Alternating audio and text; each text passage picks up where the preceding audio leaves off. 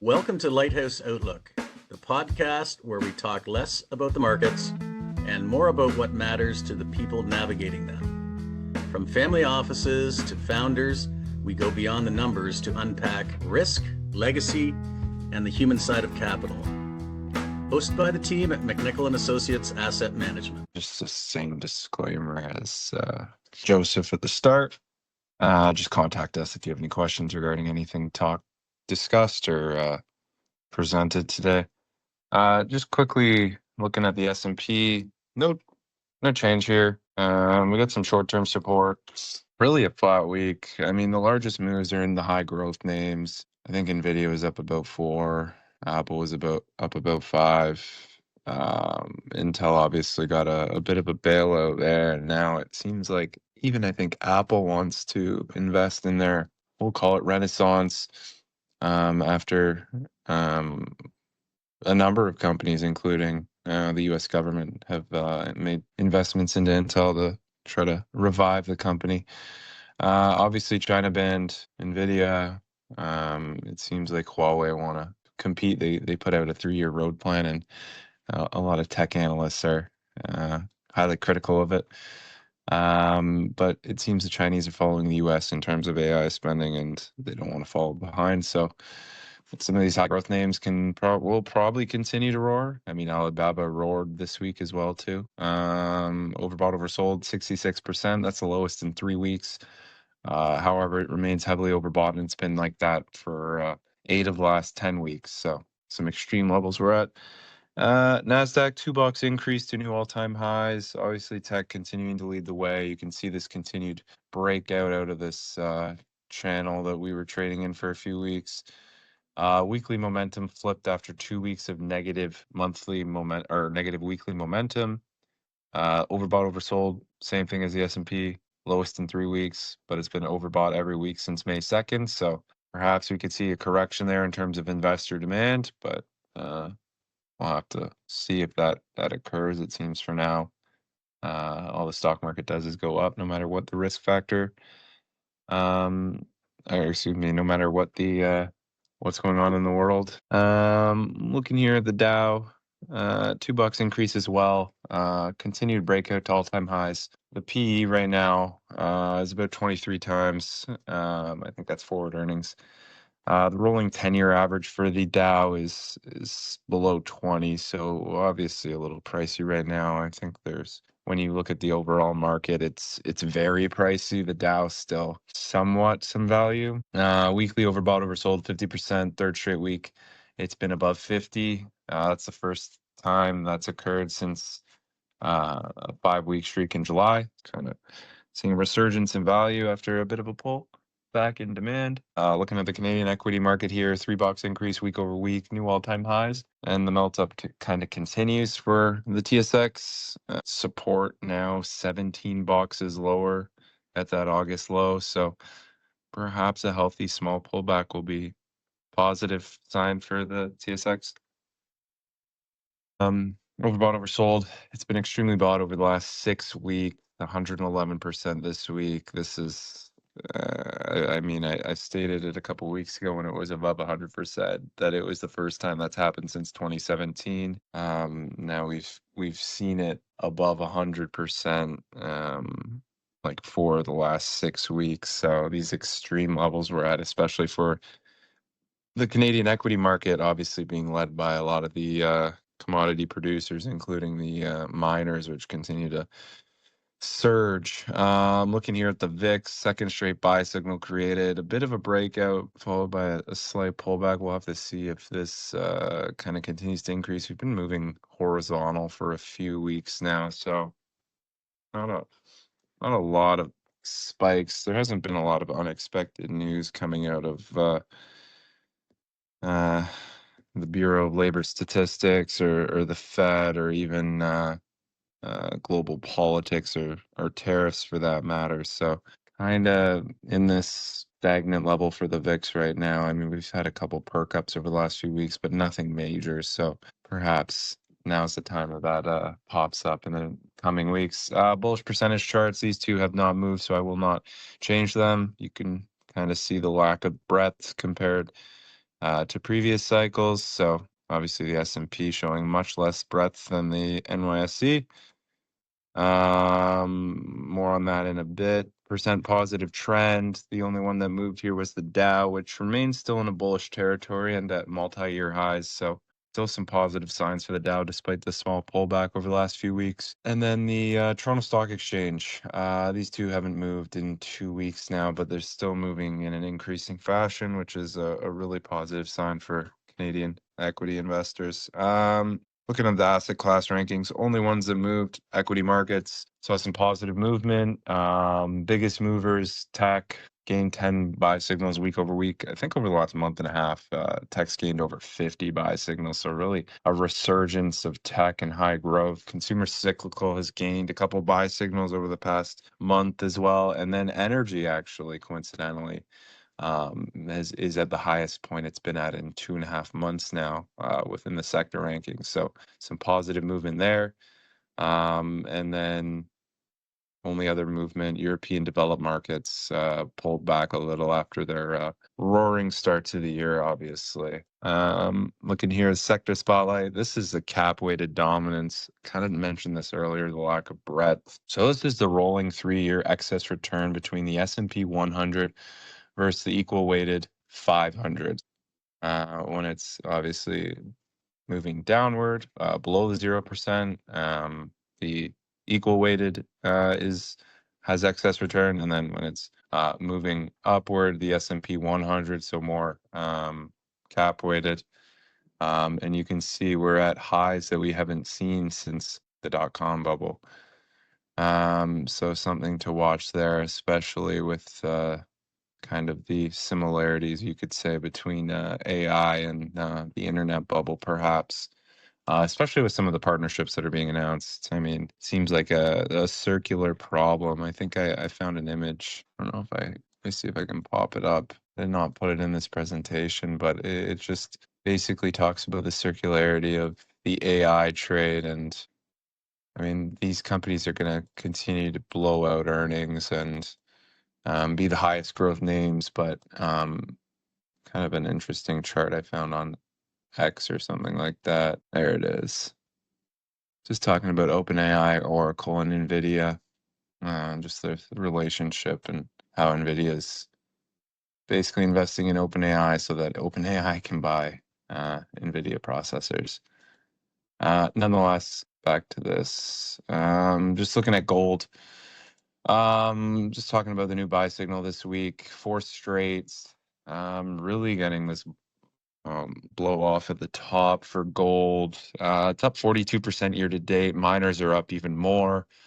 We've been talking about gold since I started here as a small sliver of a investor's portfolio. In recent years, more so, have been kind of pushing for an increased allocation, and obviously this year and last year really served us well holding the asset. We think there is more upside from here, even if it does kind of level out at these levels. Overweighting in the miners may be the best play forward, especially with the cash flows they'll be reporting. These are forward returns for gold and the S&P 500 following gold basically being overbought for 3 weeks in a row. You can see the occurrences this has occurred in: 78, 89, 90, 93 last year and this year. The price of gold historically kind of flat over the next 1 week to 6 months, compared to the S&P 500, which 6 months out historically up 7% 6 months later on average. Obviously, no guarantee there because it's only happened 5 times previous to this occurrence, so we'll have to watch it. But perhaps a short-term trade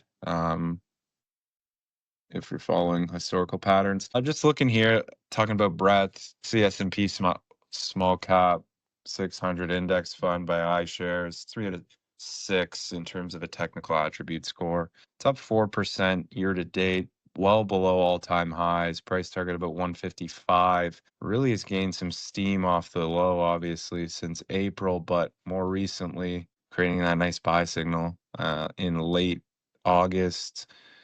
Small caps obviously kind of been consolidating for multiple years now.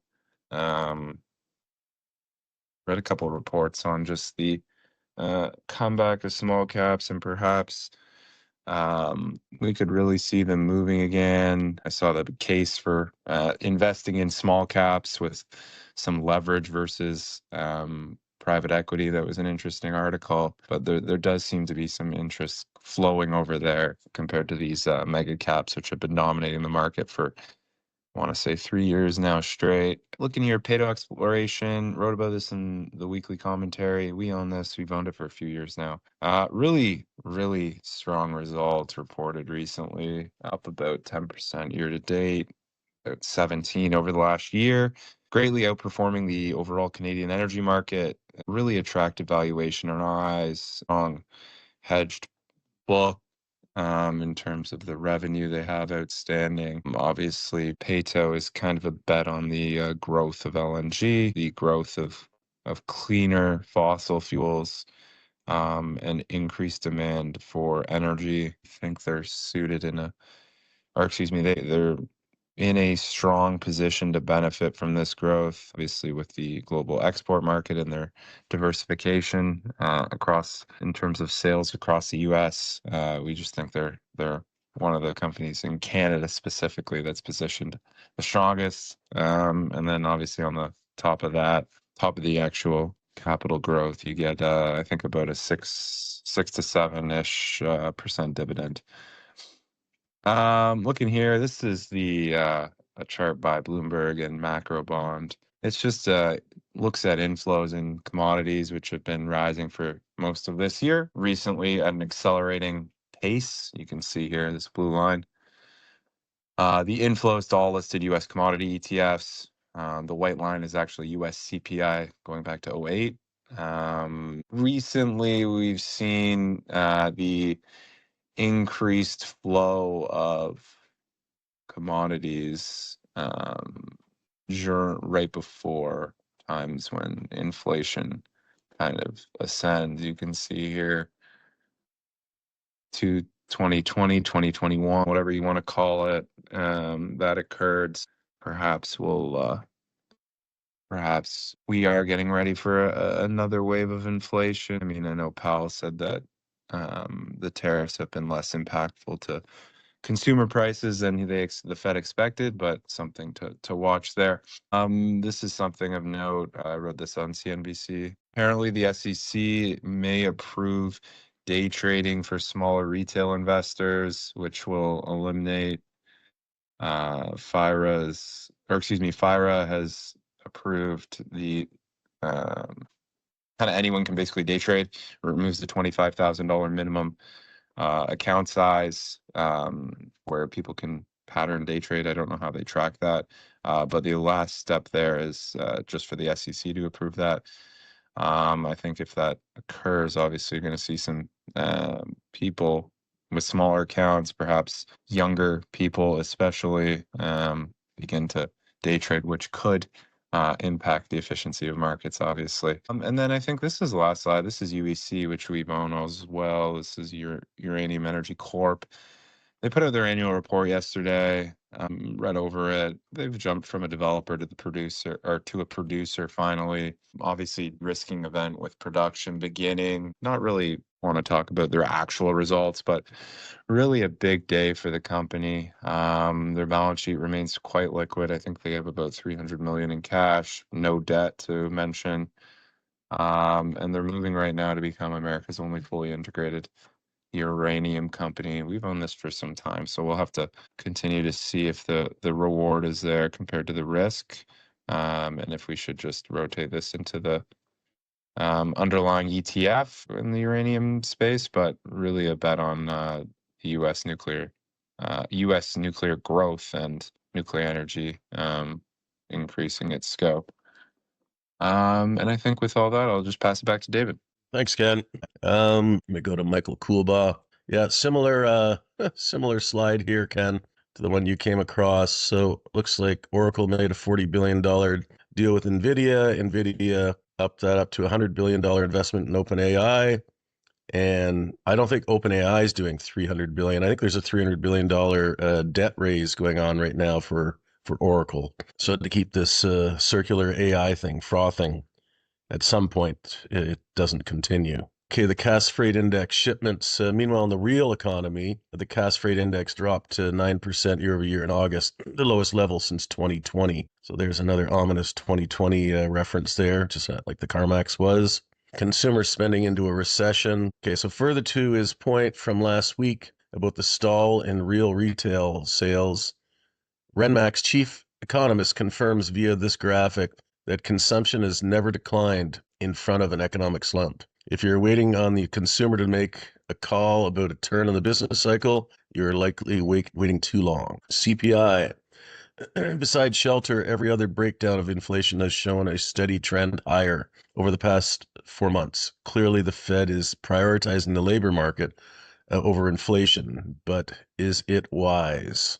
Yeah. Filling in the blanks on CPI. By the way, I've reached out to John Williams from Shadow Stats, and I'm going to try to get him to give us an update, and he'll show us how the government continues to underestimate CPI.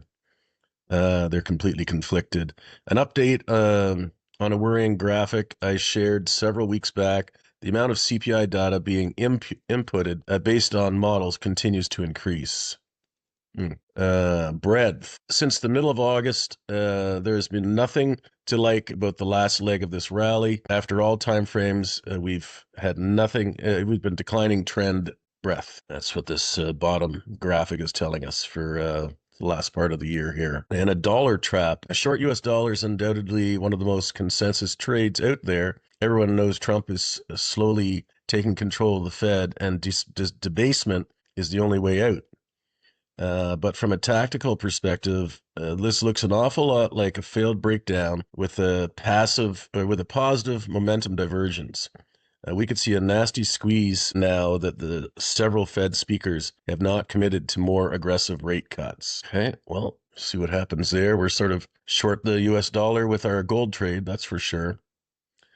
Palladium, any tactical rally in the US dollar will likely weigh on metals, just as I said. But if this can consolidate on a dollar bounce, palladium has to be on the radar for an eventual breakout. Yeah, that's been going nowhere since the summer. Overbought failure into major resistance. The latest speculative frenzy on hopes of rate cuts and ignoring deteriorating economic fundamentals has sent the Russell soaring back to new highs. This looks to be an awfully important level over the past several years. Yeah, so that's going to break through the summer of 2022 or 2021, excuse me, the Russell small cap. Okay, the emerging markets. Another beneficiary of the weak US dollar trend of late has been emerging markets, now widely overbought and extended from its 200-day moving average. A short-term bounce in the US dollar could lead to a temporary correction in the EEM. So we'll keep an eye on that one.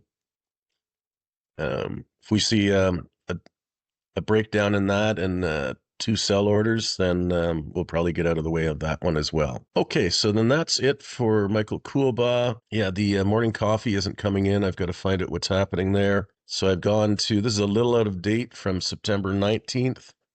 But we can still just look at, it really just shows you the change for the year. So it's not that great, but you can still see that the venture exchange is in Canada is the best exchange in the world right now. So I just hope our venture partners are taking advantage of that. And then the big indices are all sort of in the 20% range in Canada, well ahead of the U.S., which a year ago no one would have believed us. That we knew that Canada was much in better shape from the stock market at least. So this has a lot to do with precious metals, and that weighting has really propelled Canada up there, whereas the S&P 500 doesn't really have any precious metals to speak of. And then over in Europe, you've got some mixed results with France, the laggard, and there's the emerging markets down there. And Italy's not even on his radar for that, but Italy would be probably the best performing there.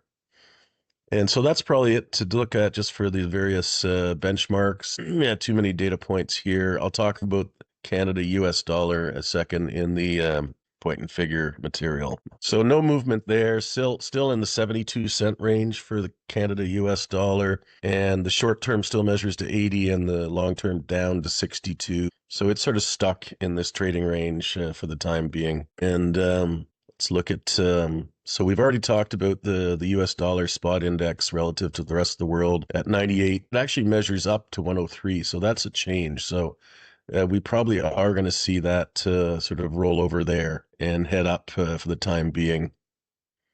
Can't go down forever. Okay, so let's get to the rest of things. So we've already heard about oil. $65 measures down still, as does natural gas.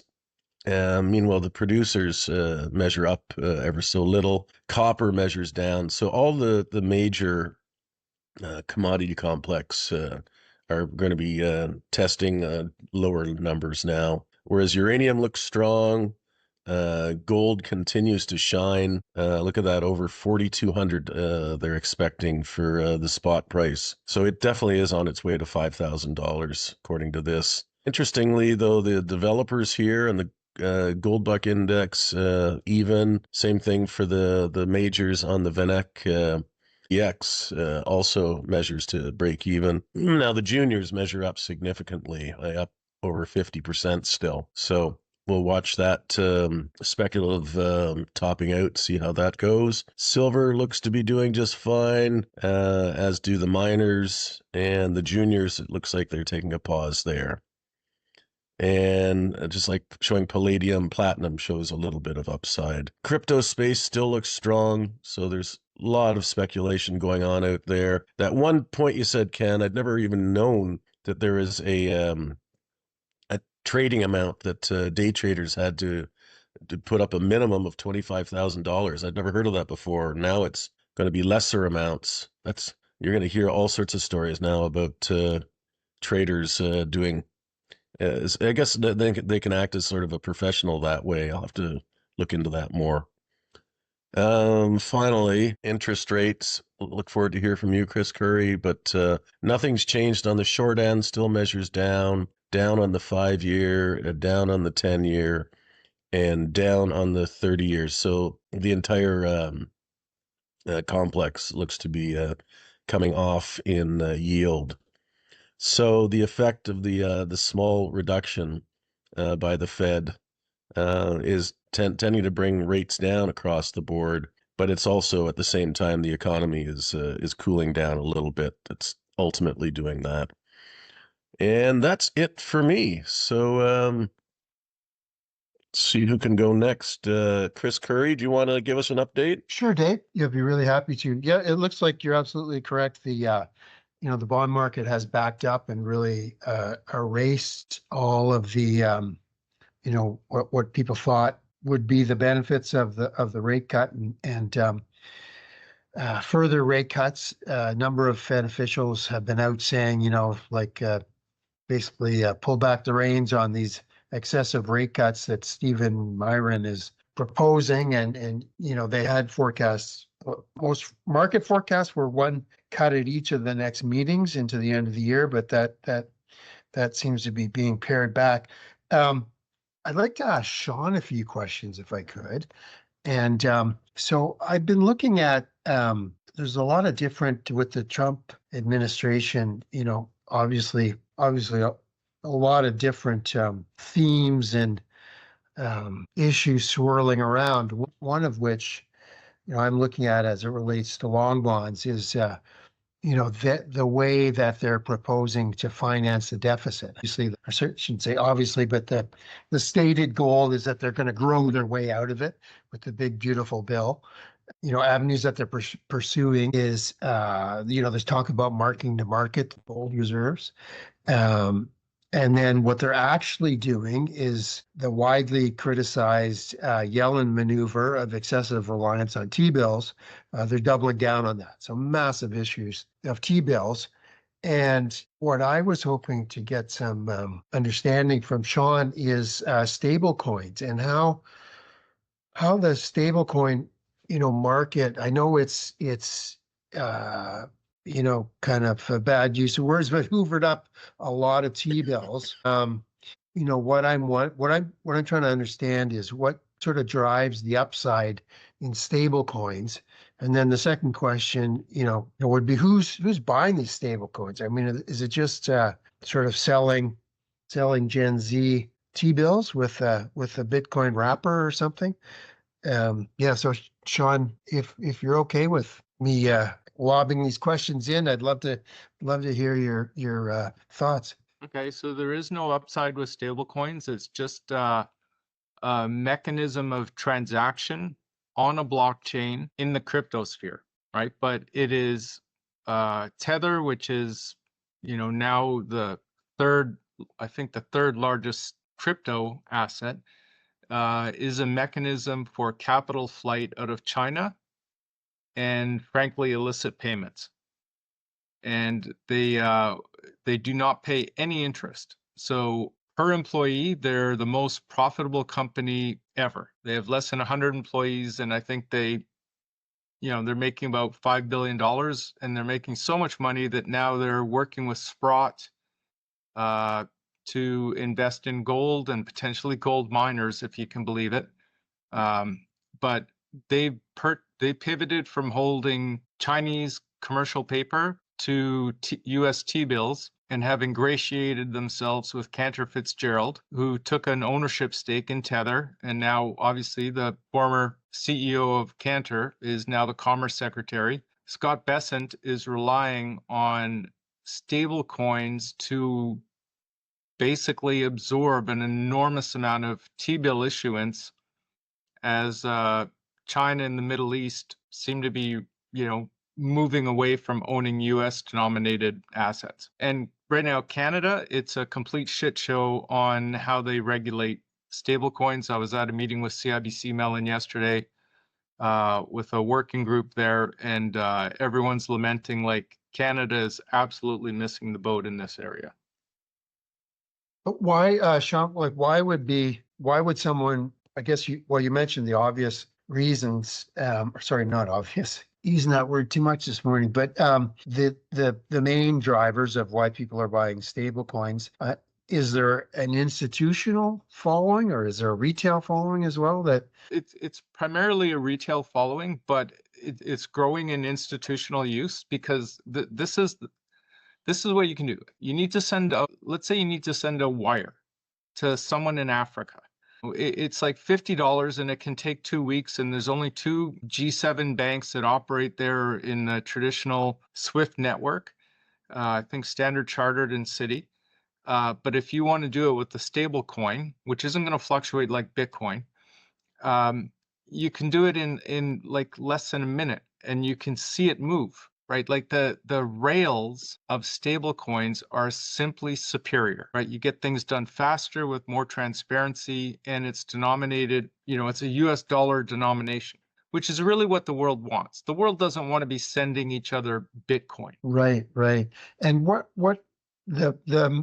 Bessent clearly understands this, and isn't there talk of the US issuing a stable coin? No, there's actually the exact opposite, where the U.S. is positioned against, I think some states have already done this, and I think it's actually in one of either the Genius Act or the Clarity Act that they will make it illegal to have an official central bank digital currency. Okay. Right?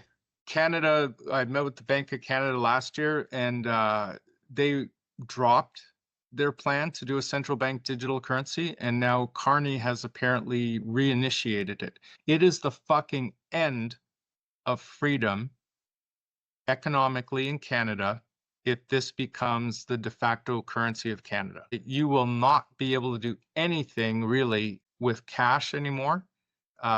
Your taxes will be done on a blockchain. Like it is nuts what will happen if this comes to Canada. Right. I mean, the obvious, they got to be super concerned about hacks too. I mean, the economy could be shut down massively. I'm also, I like everybody read, see a lot of stuff on Twitter and whatever. Maybe if you wouldn't mind surveying kind of what I call a lunatic fringe about how the U.S. deficit can be monetized by somehow manipulating stable coins. Like one thing is that, No, there's none of that. They're just going to run inflation hot and try to get growth back. I think interest rates are going back to 1%. Like, again, you saw some write downs with KingSet. Looking into it more, the commercial real estate is a crisis. It was a topic yesterday at CIBC Mellon. These guys being, told, like, you got to get back to work 5 days a week. The provincial government has mandated all of their employees, you're in the office 5 days a week, right? This is because the commercial real estate developers and the landlords are screaming at Doug Ford, if you don't do this, we're going to default. And if we default, the banks get hurt, right? This is in the shadows right now. Lower rates, I don't know what fixes this. Right. But I guess just to get back to the lunatic fringe, one thing on the list is that they somehow take foreign holdings of stable coin and cut the treasury bill rates that they're paying to them to like 0.25%. Have you heard that sort of stuff? It's just it's lunatic fringe. Just ignore it. All right. Right. Like, Scott Bessent isn't going to do something like that. They're not going to pull a Russia like in, 1998, where they defaulted on their own domestic currency T-bills. Right. I mean, if the U.S. did that, that's the end of reserve currency status right there. Right. So not going to happen. I guess I'm not getting any signals here. I've used up too much time, which super interesting for me. I hope it is for others. No, it's great, Chris. I'm glad you're asking these questions because, Sean's doing a great job of answering them too. But it's just only beginning to sink into people that this is going on. People just don't, they're not even following it in the media for the most part. So it's happening below the surface and it's not going to go away. For sure. I just wanted on that, Dave, great point, Dave. I wanted to just finish off by asking Sean is, the BRICS and the alternative currency block, any talk of stable coins from them? Yeah. The crazy thing is, like 10 years ago, the guys under David Einhorn at Greenlight Capital, they were having a big brainstorming session and, following up on that whole axis of evil. And they thought that there would come a time where gold would become a backing for basically a BRICS currency for trade settlement. And so they predicted, like over 10 years ago, that gold would go to $5,000 an ounce on the backing of this.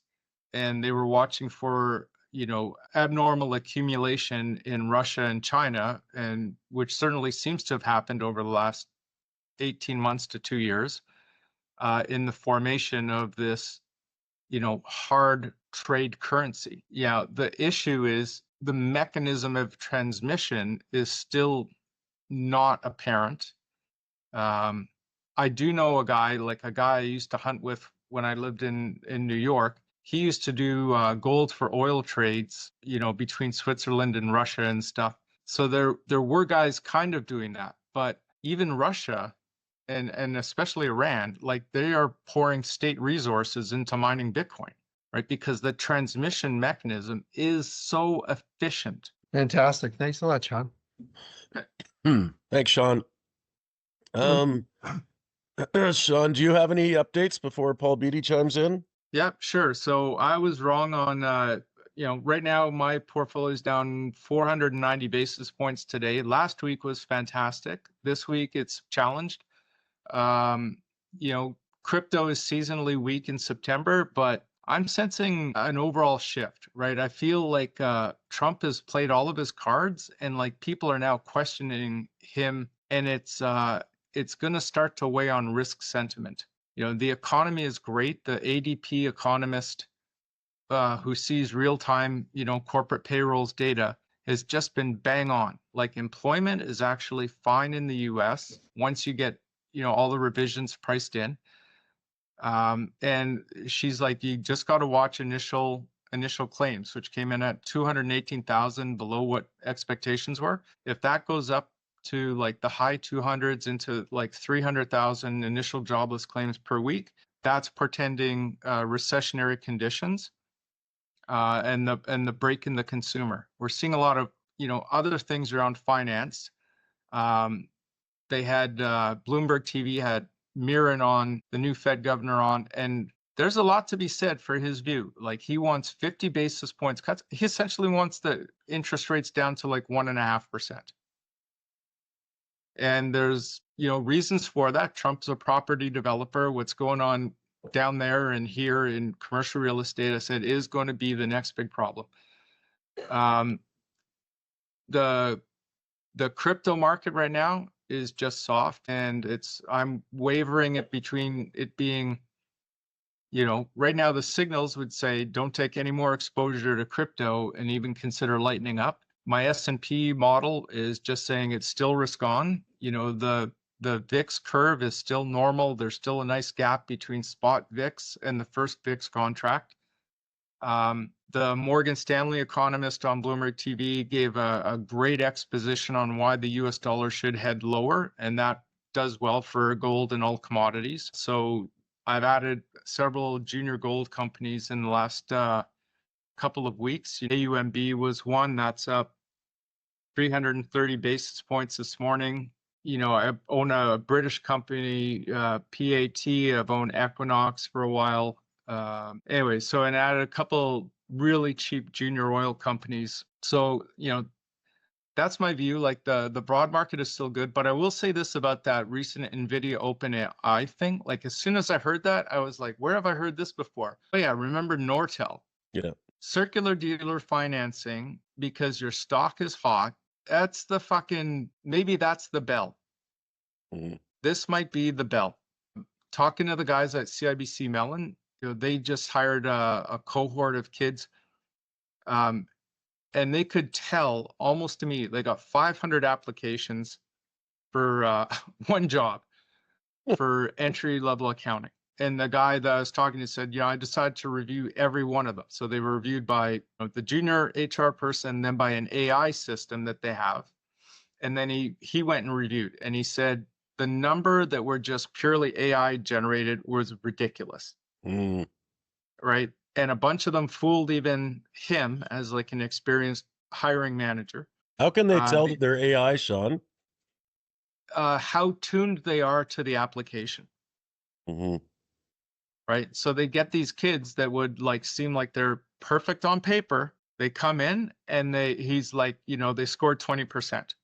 Mm. So they clearly had just taken the job application from whatever it was, Indeed or one of those websites, and then taking their resume, and now you can just direct whatever application you want, or in whichever LLM platform you want, to say, adjust my resume to get me an interview for this job. And he said, but of the kids that they ended up hiring, and in their post-employment survey, the ones that were AI adapted, that know how to use AI intelligently, they're the ones that are going to be invited back. And he said the differentiation, even in these university students, was just profound. Like, some of these kids have just ignored AI, but the kids that have fully embraced it and applied it to their studies and to their workflow, he said, they're the people they're going to hire going forward. So AI definitely having an impact, but it's a difference between having a more advanced version of Excel and Lotus 1-2-3. Right.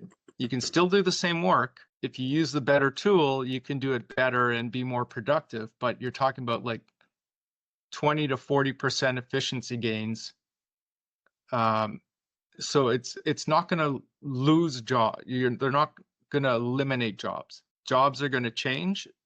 You have to have that skill. So I don't think we're going to see as big an economic impact and productivity impact from AI as people think. And that says, if you're putting money in up front, it's kind of like what happened with Global Crossing back in the day. They had the right idea. It took 25 years for it to play out. So we're having potentially a massive malinvestment that should occur over the 25 years, but we're literally doing up front. And so to me, that's the sign of a bell. That's the sign of a euphoria when you see things go parabolic. this one guy created an AI startup himself and sold it for $80 million. But this circular financing, and then seeing Oracle coming out this bond issue to support these massive projects. Again, they're doing the infrastructure, like Global Crossing was doing the fiber, right? So let's just remember this, as Ken pointed out with that comment and yours, like we've seen this movie before. And with the narrowness of the breadth that's carrying the broader index higher, that is, again, just like 2000. Hey, Dave, can I jump in? Sorry, Yeah, I go to for it. mention one thing. News just came out this morning that Constellation Software, Mark Leonard, has resigned from the CEO for health reasons, which is a real shame. Did you hear about his call? I did. I listened, and yeah, a lot of dodging, tap dancing. Yeah, it was not a great performance.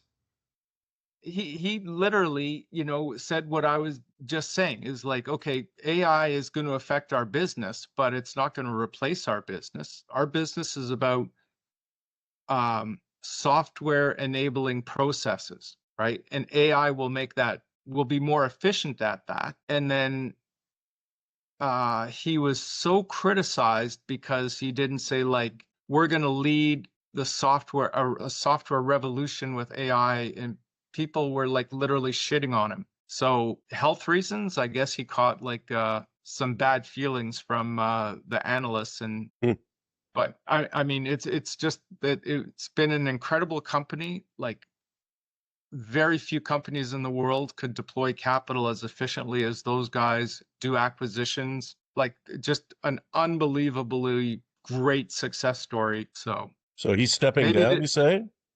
Maybe it is just health. Yeah, he's resigned. They've nominated a new CEO. He'll still be the chairman of the board. And yeah, it's out. I think it should be on all the news wires. Came out around. No, I don't see it. Not on Google yet. No? Okay. No. It's coming. Yeah. But yeah, I mean, if it is health reasons, it's a shame because that's as you mentioned, Sean, tremendous company and a real Canadian success story. Yeah. So and then last week I mentioned to buy Intel, even after the strength, like there's just more news that, potentially Apple and Intel are going to work together again. It's up 6.5% today. One of the few green things on my screen right now. And VIX is trending up a little bit, right? Like we're at 17 in the spot. Just keep an eye on that. Like I just feel like there's a bit of a malaise happening over the whole Trump pump, but we'll see. Anyway, that's it for me. That's great. Thank you, Sean. Paul, step in. Yeah. Hey guys. Did you saw that news on China and gold, right? Where the Chinese are now offering to warehouse other governments' gold, right? That came out this week in real money. I firmly believe that. I think the Chinese government firmly believes that too, right? So they're buying all they can. Now they're offering to warehouse other people's gold. What country in the world is going to send their gold to China to be stored? Anybody asks themselves that question, but the answer is nobody's going to do it because they want to. But I think what's really going to happen is that they're making a global play here to get all the gold, right? And so I think you can just basically say Africa to pick a country, right? The Chinese are in there everywhere. They're financing everything. Roads, ports, all that stuff. And in return, they're lending the money. So does anybody think that the Chinese government wouldn't go one step further and say, okay, guys, your gold reserves, not only do we think it's a good idea to put it in China, but we actually, if we're going to lend you this money, you are going to put them in China because gold reserves are useless. If you can't have, if you put your gold reserves in England, for instance, and the Brits grab your gold, it's not a reserve at all. And so I think this is a dramatic change. And I think the amount of gold going to China is only going to increase. Now they don't have to buy it, though. They can just tell these other sort of third world countries, that we'd like to see it on our shores. And so what you're going to have is most of the gold in the world ending up physically located in China. And I think that's why gold has just got this steady upward trajectory. It has nothing to do with ETF buying in Canada or in the US and ETFs in general and what the retail person wants. It's the global game of who's going to have the next reserve currency. And then to Sean's point, all these stable coins and whatnot are useful for transacting business. Well, isn't it obvious that you'll be able to link whatever stable coin to to gold backed? You make a stable coin backed by gold and you use it for transaction purposes. And so isn't that so obvious that some government's going to do that, and or big banks going to do that, and you're going to be able to turn your gold into something that is transactable, even though it doesn't move physically, it moves electronically, right? So I think it's all these things are happening before our very eyes. And to Dave's point, is the press covering this? I mean, I don't know. I'm not sure adequately, because I think we should all be nervous about the long-term consequences. So anyway, the erosion of our financial system, I guess, is sort of happening slowly but surely. We're very bullish on gold and continue to be. And unlike all those other times in our last 30 years in this business, gold's going up for different reasons. The governments are buying. Anyway, this is on BNN. I was quite shocked, and especially coming from a bank. But this fellow goes, look, our forecast is that the physical silver left in the LME, right, the London Mercantile Exchange, physical silver is now down to record all-time lows, and we think there's about 4-month supply of physical, and then and we think it's all deteriorating. It's coming west. It's being consumed, and it's coming to the west, or coming to North America. And we think they will be out of physical silver in 4 months, which I don't know. I mean, that's never happened before. So I don't know if all of this is true or not. I can't really follow. But the concept being that physical silver, we've been in deficit for 5 years. Physical silver is literally disappearing from inventories around the world, and I think we could expect a spike. So anyway, we've loaded up on silver equities, but also SLV. Just buy the SLV and then buy long-term calls on the SLV. You can buy 3-year calls on the SLV. So you just go at the money. You're paying a 10% premium, 15% premium, and you can get a 3-year play on a $40, $45 asset. Oh, that's a great deal. That's a fabulous deal, because silver might spike to $80-$90 in the next 6 months, and you're only putting up let's call it $5. Oh, okay, so that's our top idea today, and then we're investing. Just to leave with you, we're investing in everything in North America, all the mines in North America that have a business plan that could be to be up and running, an old mine or whatever, within the next 18 months to 2 years, say. If you invest in these things, you're going to do spectacularly well, because basically the governments are going to help finance all these guys, as well as the equity markets and stuff. So you're going to get this resurgence in permitting and financing and offshore or offtake agreements and everything else to get these things moving quickly. Well, things like that AUMB, right, that 1911, the stock can go up, I don't know, 250%. In 6 or 7 weeks, because the market wakes up to the fact that these guys could be in business in the next 18 months. Yeah. And so can you send a list of that, Paul, so I can get John Ing to vet them? And it's a good idea to maybe have a small stable of those going for our accounts. Okay, I just got a presentation sent to me this morning, which has a list of a bunch of mines that they think are able to come back up, and so I'll send that to you for sure. And I'd love to see that too. Yeah, I'll send it around to everybody.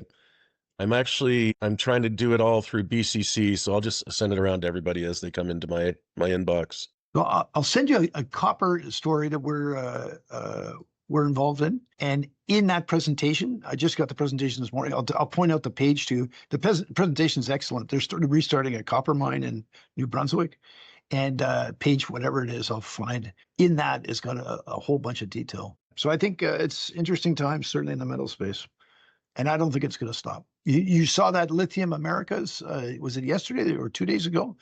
The U.S. government basically said we're there for this company, and the stock went up 96% in a day. It's like, if the U.S. government's going to back you, I guess they'll be friendly about it, right? I mean, are they going to take all the economics? Maybe, but more likely they're going to say, tell us what you need. We'll get it to you in some form of debt. And it may not be at 30%. It'll be at, 5% or 3%. And with maybe some warrants. I'm not saying they're not going to look for some upside, but they're going to finance these companies to a large extent at favorable rates. And therefore the equities are like, that's never happened in all of our careers. So what do the equities do? I think they react tremendously positively. It's like having a big brother just backing your business plan, no matter how much money you need. So, the obvious problem, right? Let's say you need $1 billion. Well, you get the billion, but then the cost overruns are an extra 200 million.